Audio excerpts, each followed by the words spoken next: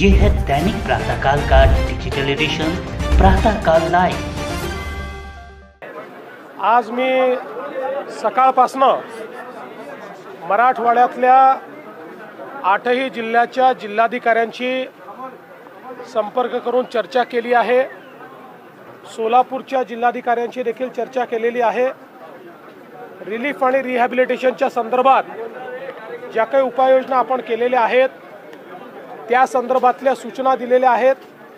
विशेषतः आता ज्या लोकांना आपण रिलीफ कॅम्पमध्ये हलवलेलं आहे त्यांच्या जेवणाची उत्तम सोय झाली पाहिजे, पिण्याचं पाणी असलं पाहिजे। यासोबत काही ठिकाणी जनावरांच्या चाऱ्याच्या संदर्भात प्रश्न निर्माण झालेला आहे। तर मी जिल्हाधिकाऱ्यांना सांगितलं आहे की तात्काळ चारा घेऊन आणि जनावरांकरता चाऱ्याचा पुरवठा देखील करण्याच्या संदर्भातली व्यवस्था आपण केली आहे। आपण जे 2000 कोटी रुपये ऑलरेडी रिलीज केले आहेत त्याचं वाटप देखील सुरू केलेलं आहे। यासोबत ज्या ठिकाणी घरांच्या मध्ये पाणी घुसलेलं आहे त्यांना तातडीचे 10,000 रुपये देणं याची देखील सुरुवात आपण केलेली आहे। ठिकठिकाणी लोकांना किट्स राशनच्या द्यायच्या याची सुरुवात झाली आहे। अन्नधान्य याची देखील सुरुवात आपण केलेली आहे। जिल्हाधिकाऱ्यांना मी स्पष्टपणे सांगितलेलं आहे की खालची यंत्रणा योग्य प्रकारे काम करते की नाही बघा, तुम्ही पण फील्डवर राहा। आता काही ठिकाणी मोठ्या प्रमाणात विसर्ग सुरू झालेला आहे, त्यामुळे त्या विसर्गाचा अंदाज घेऊन कुठे पाणी शिरू शकतं याचा अंदाज घेऊन त्या लोकांना पहिले बाहेर काढणं अशा प्रकारचा देखील प्रयत्न आहे।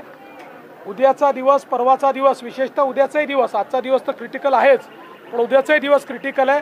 मग हे जे काही डिप्रेशन तयार झालेलं आहे बे ऑफ बेंगॉलमध्ये ते कमी होत जाणार आहे आणि त्याच्यानंतर परतीचा पाऊस असेल त्यामुळे पुढचे 2-3 दिवस अलर्ट मोडवर राहून कुठल्याही प्रकारची हानी होणार नाही किंवा कमीत कमी हानी होईल अशा प्रकारची व्यवस्था करायला आपण सांगितलेली आहे।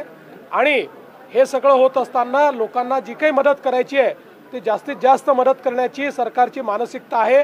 म्हणून आपण हे देखील सांगितलं आहे की सरसकटच पंचनामे त्या ठिकाणी करा, लिनियंट राहा, कुठेही फार कायद्यावर बोट ठेवून, फार नियमांवर बोट ठेवून लोकांना त्रास होईल असं कोणी वागू नका। त्यामुळे त्या संदर्भात एकूण सगळ्या नुकसानीची माहिती आमच्याकडे आल्यानंतर अधिकची काय मदत करायची आहे त्याचा निर्णय सरकार करेल।